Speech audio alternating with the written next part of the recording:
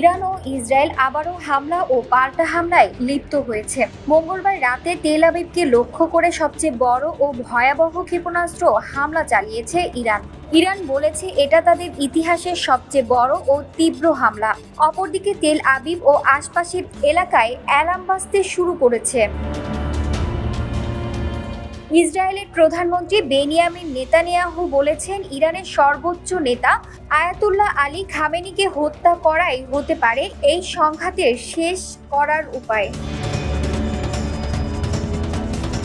মার্কিন president Donald Trump সামাজিক মাধ্যমে হুঁশিয়ারি দিয়ে বলেছেন সবাইকে অবিলম্বে তেহরান ছাড়তে, কারণ তিনি চাইছেন না যে ইরান পারমাণবিক অস্ত্র অর্জন করুক।